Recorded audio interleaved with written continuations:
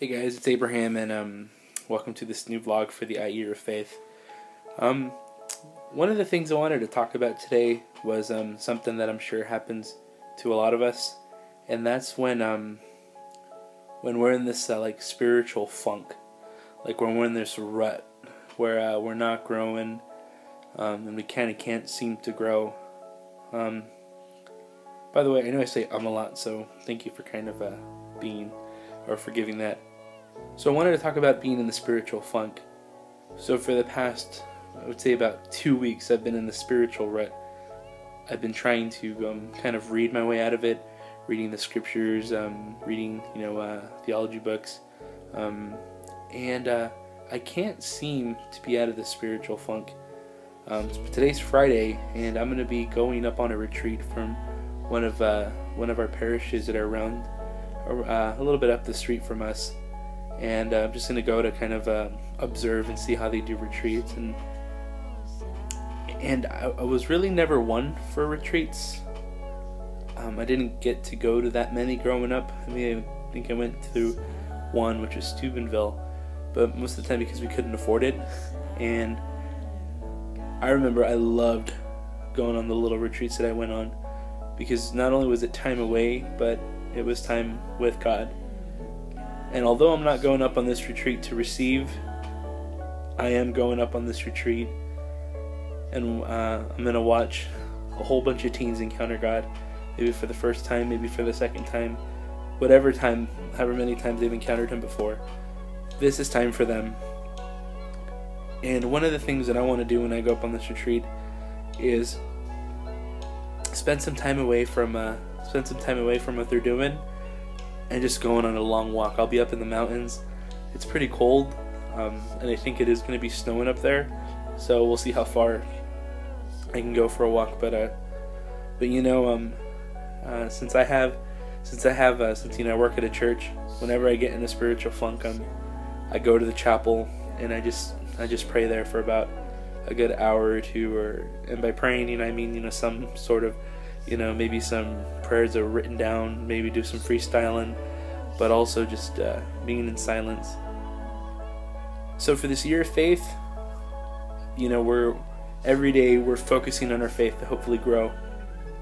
But one of the things that my friend does, and I'm really jealous of him because he can do this, but not only that, but he's disciplined to do it, is he takes 30 minutes, the first 30 minutes of his day.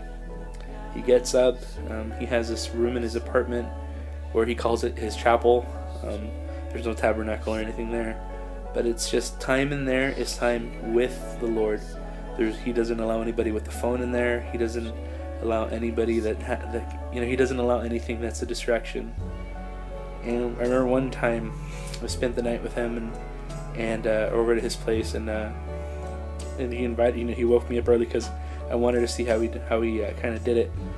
So we went into this room, and he woke me up, and we went straight there. We didn't go to the kitchen to get some coffee or anything. We went straight to the room. He sat down, and for 30 minutes he said nothing. Now, because I kind of didn't know what to do or anything, I spent my time in prayer, but I have a short attention span, so after about a good 8 minutes, then I just started looking around. But after the 30 minutes, I asked him, "What are you doing there?" And he said, "I invite God to reconcile me with Himself." And I was like, "In English, please."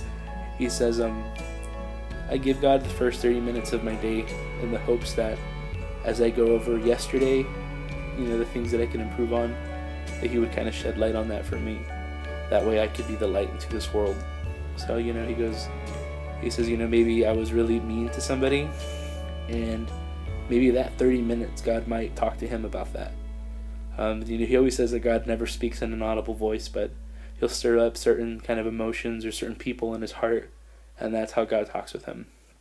So I'm going to try to do this up there this weekend, and hopefully I can continue to do that, because I know him, I know his heart, and he's a really holy guy, and I'm sure it's because of this too.